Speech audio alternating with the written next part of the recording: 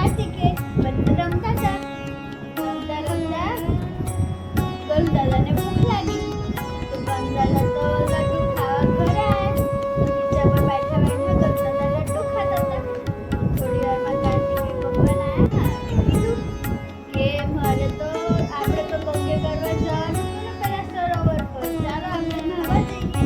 તો ગણદાદા કે ના, મેં તો બહુ બધું ખાઈ લીધું છે, મારું તો ટમી ફૂલ થઈ ગયું, મારે કશું નહીં જવું, હું તો મારે તો આરામ કરવી છે. તો કાર્તિકે કે તમે તો ખાઈ ખાઈને જાડા બાડા થઈને આળસુડા થઈ ગયા છો, આવું થોડી ચાલે, થોડું હરો ફરો તો ખરા.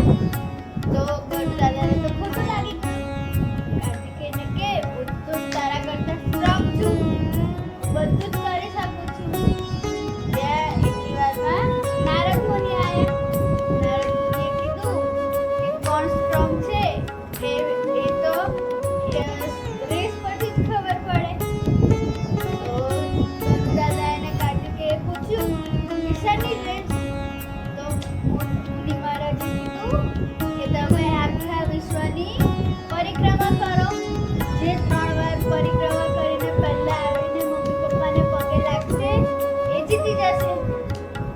તો કાર્તિકેય અને ગણપતિ દાદાએ કીધું ઓકે, મને મંજૂર છે, અમે કરીશું.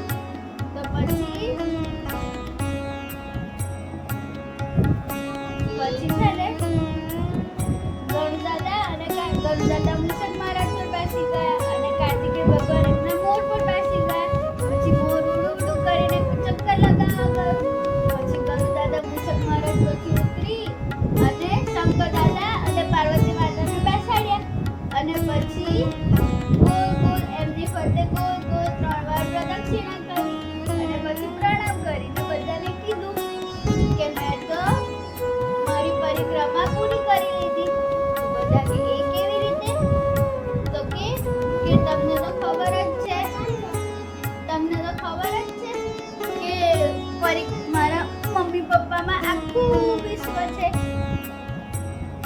એટલે મેં આખા એમની પરિક્રમા કરી લીધી, એટલે આખા વિશ્વની પરિક્રમા આવી ગઈ. પણ પરિક્રમા કરીને આયા તો કે હું તો કે આવી ગયો કે પરિક્રમા કરીને. તો બધા કે તમારી પહેલા તો ગણદાદા આવી ગયા પરિક્રમા કરીને. તો કાર્તિકેય ભગવાન કે ના, એવું કરે જ નહીં કે ગણદાદા મારી પહેલા આવી પરિક્રમા કરીને. તો પછી બધાએ કીધું કે ના, ગણદાદા પહેલા આવી ગયા. તો કાર્તિકેય ભગવાને પૂછ્યું કે તમે પરિક્રમા કરી તો તમે શું શું જોયું? તો કે મેં તો સમુદ્ર જોયો, પહાડ જોયો, પર્વત જોયો, બધું જ જોયું મેં.